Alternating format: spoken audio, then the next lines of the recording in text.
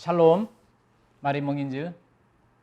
Hari ini kita akan bahas tema Metusael, bebas memilih, hasilnya tanggung sendiri. Bebas memilih, hasilnya tanggung sendiri. Kehidupan kita manusia dimulai dari kelahiran. Kalau Inggrisnya birth. Nah, manusia akan mengakhiri hidupnya di bumi ini lewat kematian. Inggrisnya death. Lalu di antara kelahiran dan kematian, apa yang menanti kita? Untuk memperoleh jawaban akan pertanyaan ini, kita bisa bertanya lagi seperti ini. Dari antara huruf B dan D ada apa? Simpulkan saudara jawabannya, ya kan? Huruf C, B, C, D. B itu birth, D itu death. Jadi di tengah-tengah antara kelahiran dan kematian ada apa? Nah, itu adalah choice, pilihan kita.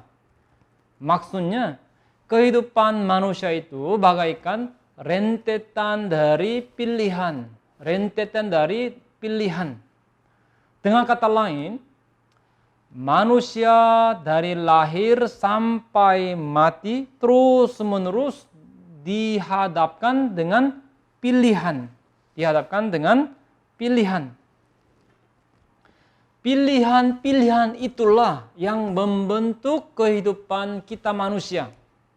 Nah, saudara-saudara memilih sekolah, pekerjaan, tempat kerja, dan juga pasangan hidup kan?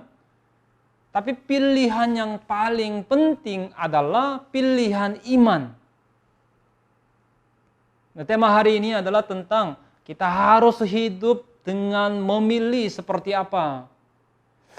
Di Alkitab ada satu nama yang memiliki dua arti yang sangat berlawanan.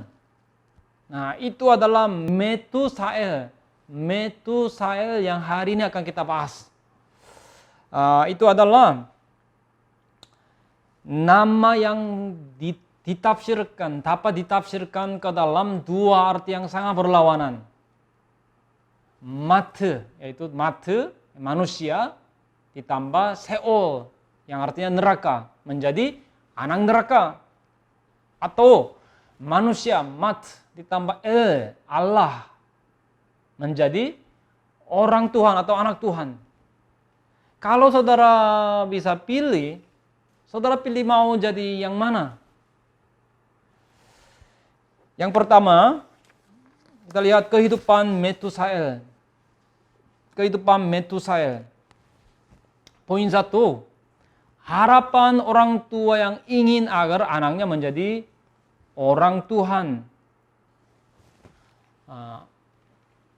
Di salah satu cabang gereja di Korea, ada seorang pendeta yang memiliki nama Lee Chun-guk. Lee Chun-guk, yang artinya Lee Kerajaan Surga. Mr. Lee Kerajaan Surga. Jika pendeta itu datang, maka orang-orang bilang apa? Oh, kerajaan surga telah dekat. Kerajaan surga ada di antara kita. Jadi namanya itu bagus kan saudara?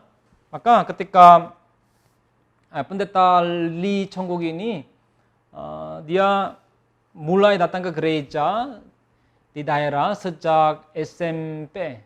Dan ketika melayani di gereja pusat, setelah bertemu dengan pendeta Abraham Pak, pendeta senior Abraham Pak bertanya, setelah mendengar namanya, katanya beliau berkata seperti ini,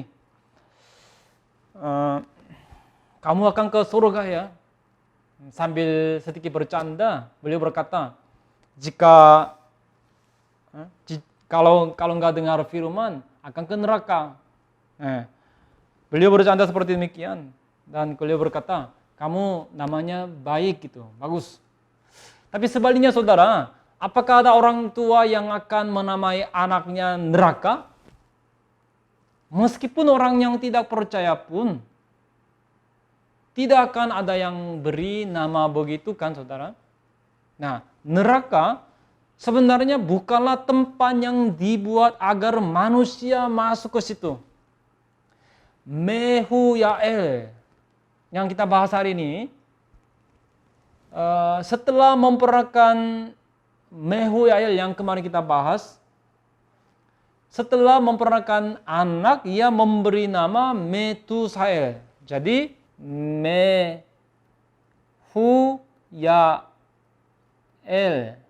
anaknya Metusael, ya. Oke. Mungkin ia memberi nama demikian dengan maksud atau arti apa? Orang Tuhan. Orang Tuhan. Lalu pertanyaannya, kenapa? Mengapa Mehuyael menamai anaknya dengan arti demikian? Karena hidup Mehuyael pada akhirnya terjadi apa? Terjadi sesuai arti namanya. Mehuyael artinya orangnya apa? Orang yang dihapuskan Allah tanpa bekas. Itu segala hal yang ia capai dalam seketika, semua hilang lenyap sekaligus.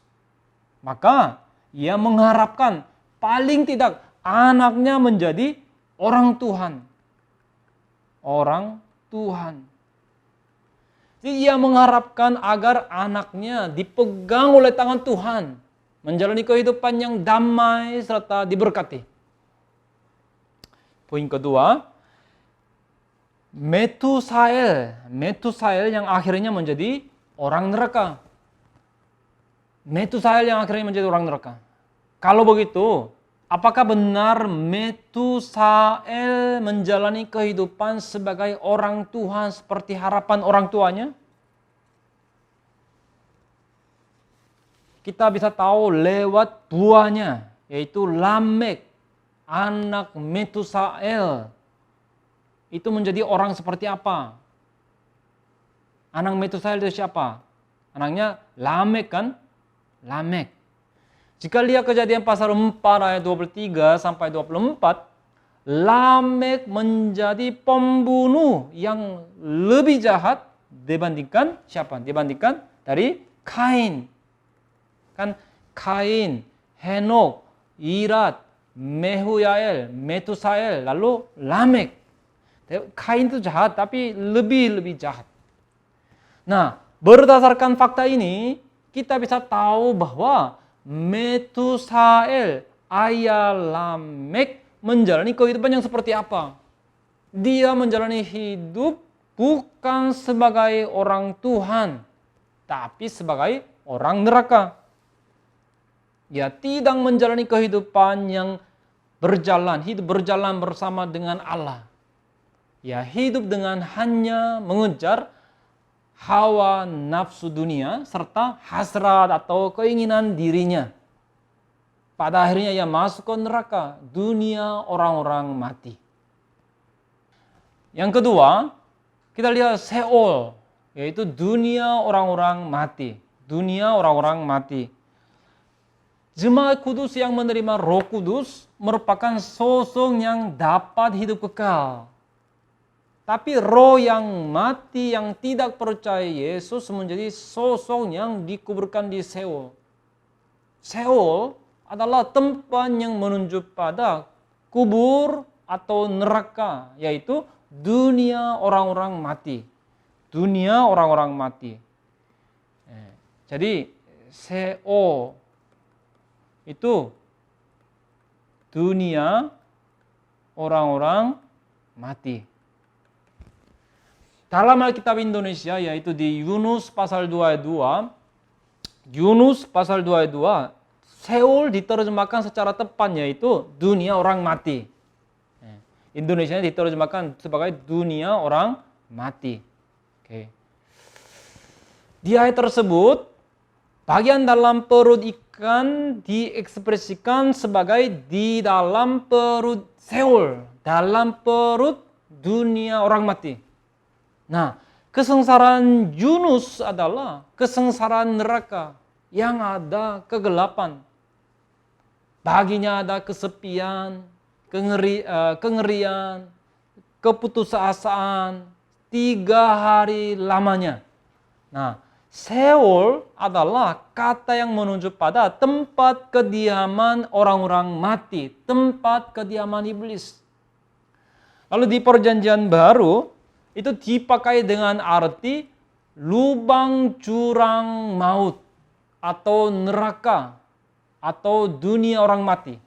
Lukas pasal 8 ayat 31, Lukas 16 ayat 23, Wahyu 9 ayat 1 sampai 2.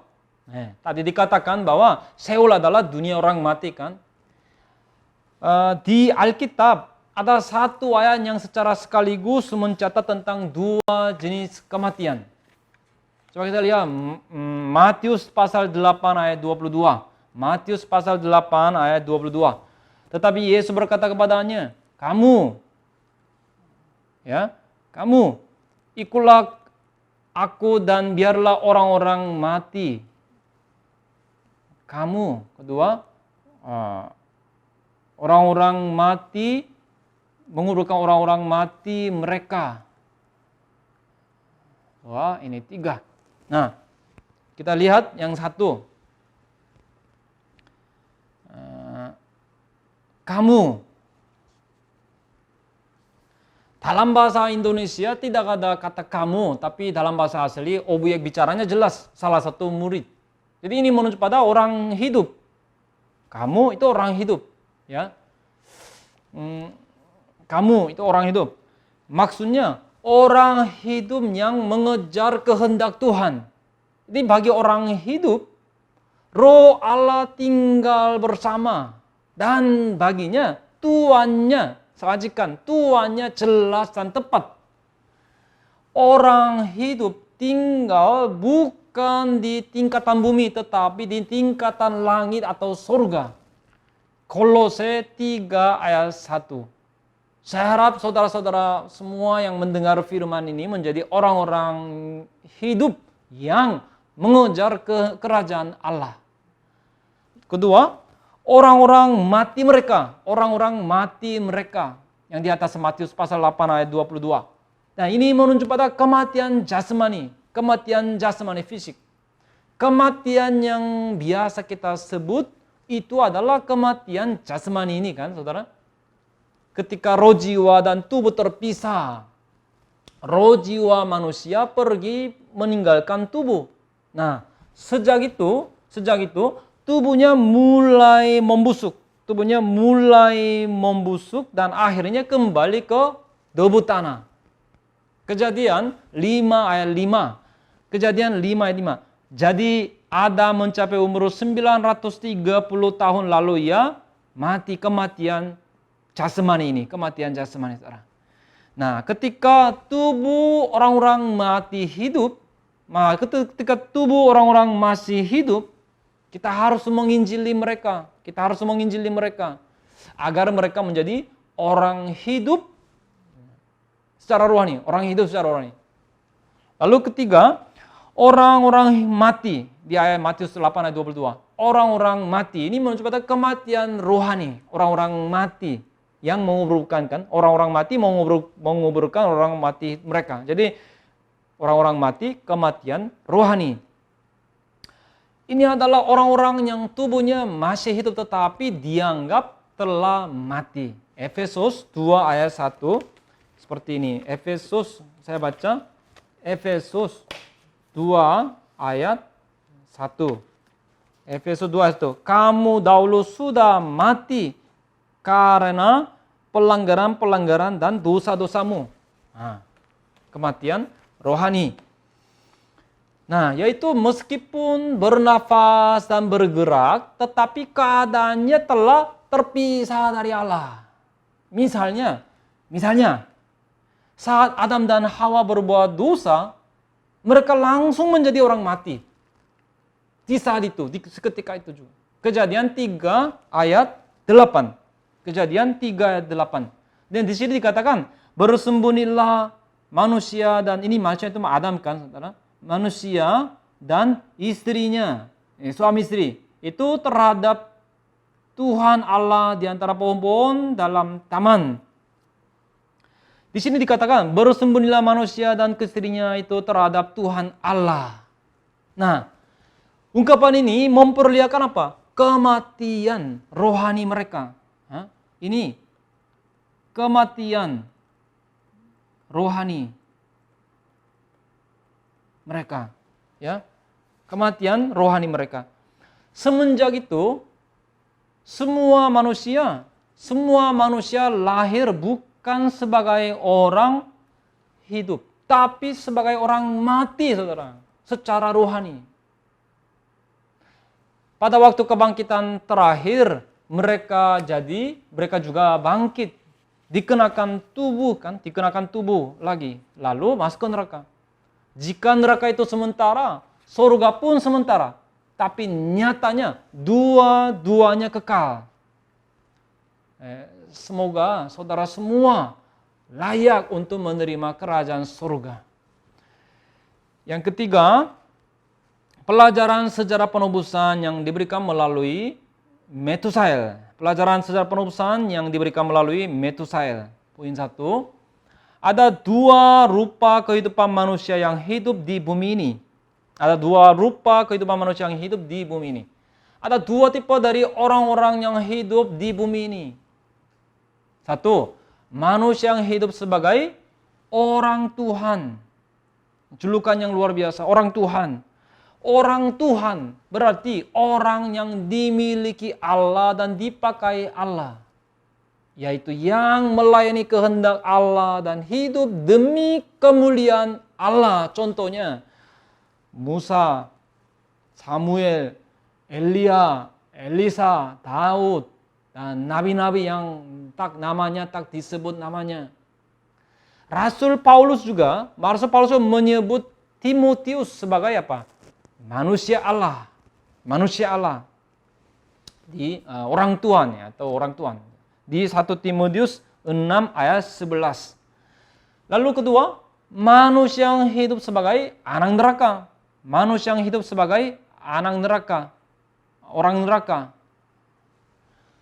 Manusia yang dilingkupi oleh kegelapan dan menjadi hamba setan. Misalnya siapa? Coba Kain, Bileam,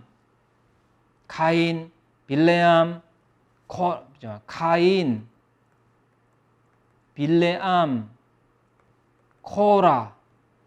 Mereka menjalani kehidupan yang melawan Allah. Mereka ini siapa, saudara? Kain, anak Adam, saudara.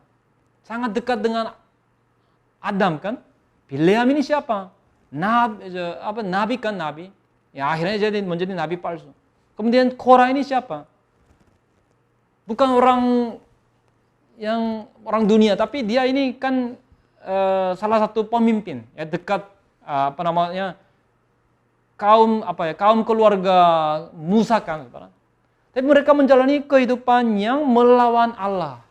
Yudas 1 ayat 13 dikatakan mereka bagaikan ombak laut yang ganas yang membuikan keaiban mereka sendiri. Mereka bagaikan bintang-bintang yang baginya telah tersedia tempat di dunia kekelaman untuk selama-lamanya. Mereka itu disebut seperti ini. Bintang-bintang yang baginya telah tersedia tempat di mana kekelaman, di dunia kekelaman untuk selama-lamanya. Yang kedua, poin kedua, dua rupa kehidupan yang terbentangkan di depan semua manusia. Dua rupa kehidupan yang terbentangkan di depan semua manusia. Dapat dikatakan bahwa hidup kita manusia di dunia ini adalah rentetan dari pilihan. Ya. Kita harus memilih sekolah, juga harus memilih pekerjaan dengan baik. Kita harus memilih pasangan hidup dengan baik yang akan bersama-sama seumur hidup. Dan harus memilih tempat tinggal, juga memilih teman, serta harus juga memilih pemimpin iman, juga memilih gereja, serta memilih aliran iman. Dan pada pilihan itu diikuti persoalan hidup atau mati, berkat atau kutuk. Maka pilihan itu adalah sebuah hal yang paling penting dan berharga dalam kehidupan kita. Ulangan 30 ayat 15. Ingatlah aku menghadapkan kepadamu pada hari ini kehidupan dan keberuntungan, kehidupan dan keberuntungan, kematian dan kecelakaan. Ayat 19, dan aku memanggil langit dan bumi menjadi saksi terhadap kamu pada hari ini. Kepadamu kuperhadapkan kehidupan dan kematian, berkah dan kutuk. Pilihlah kehidupan supaya engkau hidup, baik engkau maupun keturunanmu. Tanah masa depan yang diberikan Allah, yaitu Kanaan, tergambarkan dalam dua rupa. Itu bisa menjadi berkat, tapi bisa juga menjadi kutuk. Yang ini dikatakan di Ulangan 30 ayat 15 dan 19 kan saudara.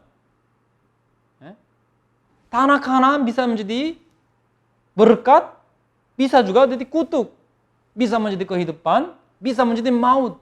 Itu dibicarakan tentang apa? Tanah Kanaan yang akan dimasuki saudara. Jadi itu bergantung pada orang yang memilihnya. Bukan karena tanah Kanaan maka semuanya berkah, bukan begitu. Dikatakan demikian. Bagi manusia ada kebebasan untuk memilih yang diberikan di dalam kedaulatan Allah. Maka di hadapan umat Israel ditaruhlah hidup dan maut, berkat dan kutuk. Dan apa yang mereka pilih? Kisah Para Rasul 13 ayat 1 sampai 52. Saudara coba baca pelan-pelan. Mereka adalah umat perjanjian yang pada mereka ada Abraham, bapa iman. Bagi mereka juga ada kemuliaan Allah. Kemuliaan Allah itu ada pada bangsa Israel, saudara, bukan bangsa kafir. Kemuliaan ada dimiliki mereka dan ibadah. Bagi mereka telah dijanjikan, yaitu Yesus Kristus, Mesias Yesus Kristus. Tapi ketika Tuhan datang ke tanah kepunyaannya, mereka tidak menyambut. Hasilnya, mereka yang adalah keturunan kerajaan malah diusir keluar ke kegelapan. Ini dikatakan di Matius pasal 8 sampai 11.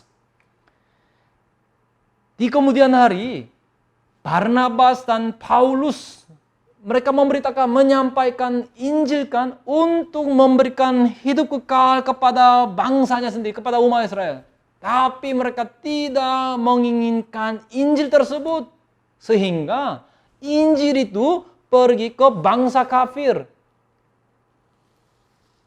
Kisah Para Rasul 13, 45 sampai 48. Kayak sepak bola ditendang. Sehingga bolanya keluar dari tempat lapangan. Jadi untuk memungut bola harus harus keluar kan saudara. Saudara, bagi kita pun ada dua jalan hari ini. Jalan untuk hidup gampang-gampang. Tanpa baca Alkitab, tanpa berdoa. Hanya datang bergereja, duduk, dengar firman, lalu pulang begitu saja. Dan juga ada sebuah jalan lagi, yaitu jalan yang sempit. Jalan yang baca Alkitab, berdoa. Juga misalnya buku seri secara penebusan yang membuat kita mengerti Alkitab lebih dalam. Semoga saudara memilih jalan yang kedua ini, saudara, yang membawa berkat kehidupan bagi saudara. Kesimpulan, kata Shakespeare, saat memilih apel yang busuk pun perlu pertimbangan kecil. Saudara-saudara, misalnya sebelum memaku harus apain? Harus putuskan dulu mana yang akan dipaku. Nah, kehidupan kita sekarang adalah hasil dari pilihan, bukan gara-gara siapa. Gara-gara siapa-siapa. Pilihan itu bebas, tapi hasilnya kita harus tanggung sendiri. Tadi ketika Yesus menyebut orang mati, Matius 8 ayat 22, itu menunjuk pada siapa? Itu bukan menunjuk pada orang kafir saja. tapi bisa saja berkenaan pada orang-orang yang katanya percaya. Gereja itu apa saudara? Gereja merupakan perkumpulan dari orang-orang yang percaya, yang menjadikan Yesus sebagai kepala. Tapi dengan menuju pada gereja di Sardis, kan salah satu dari 7 gereja di akhir zaman, di Asia, gereja Asia, apa yang dikatakan? Wahyu pasal 3 ayat 1. Wahyu pasal 3 ayat 1. Dikatakan, engkau dikatakan hidup padahal engkau mati. Lalu orang-orang yang hanya mengejar urusan diri dan suka kesenangan dunia juga adalah disebut orang mati. Lukas 8 ayat 14. Lukas 8 ayat 14. Yang jatuh dalam semak duri ialah orang yang telah mendengar firman itu. Dan dalam pertumbuhan selanjutnya mereka terhimpit oleh kekhawatiran, kekayaan, dan kematian, kenikmatan hidup, sehingga mereka tidak menghasilkan buah yang matang. Mereka bukanlah orang yang tidak mendengar firman. Dengar ya, memang dengar. Tapi dikatakan bahwa mereka terhimpit oleh apa? Oleh kekhawatiran, kekayaan, dan kenikmatan hidup. Terhimpit. Ya, di sini terhimpit. Naskah aslinya terhimpit artinya tercekik sehingga tidak bisa nafas. Tercekik sehingga tidak bisa bernafas. Kekhawatiran adalah keadaan yang mana hatinya belum teguh, masih terbagi. Ini atau terus terbagi. Kekayaan adalah keadaan yang mana materinya berlimpah sehingga boros. Lalu kenikmatan hidup. Kenikmatan hidup, bahasa Yunani-nya hedone. Saudara tahu hedonisme kan? Hedone. Menunjuk pada kesenangan, yaitu kesenangan atau kegembiraan nafsu birahi. Lalu 1 Timotius 5 ayat 6. 1 Timotius 5 ayat 6. BYS dikatakan, janda yang suka hidup bersenang-senang sudah mati, meskipun ia masih hidup. Nah, terakhir coba kita baca sama-sama Ulangan 30 ayat 20. Ulangan 30 ayat 20. 3, 2, 1. Dengan mengasihi Tuhan Allahmu, mendengarkan suaranya dan berpaut padanya. Sebab hal itu berarti hidupmu dan lanjut umurmu untuk tinggal di tanah yang dijanjikan Tuhan dengan sumpah kepada nenek moyangmu, yakni kepada Abraham, Ishak dan Yakub, untuk memberikannya kepada mereka. Saya harap agar tiap hari dengan iman saudara memilih hidup dan memilih untuk mengasihi Allah. Ketika melakukan demikian, pada kehidupan saudara, identitas anak neraka akan hilang lenyap semuanya. Dan saya harap saudara percaya bahwa pada akhirnya saudara-saudara akan menjalani kehidupan sebagai orang Tuhan. Amin. Mari kita berdoa. Allah Bapa, kami mengucap syukur. Allah Bapa yang menuntun kehidupan kami berterima kasih kepadamu. Kiranya tolong bantu agar kami semua bisa menjalani kehidupan yang penuh damai dan diberkati dengan dipegang oleh tangan Tuhan sebagai orang-orang Tuhan. Izinkan agar kami hidup bukan sebagai orang neraka tetapi sebagai orang Tuhan. Tuntunlah kehidupan kami agar kami selalu senantiasa memilih kehidupan dan berkat. Tolonglah agar kami semua bisa memilih jalan untuk percaya firman Allah Bapa. Dengan meninggikan nama Tuhan kita Yesus Kristus kami berdoa. Amin. Tuhan memberkati.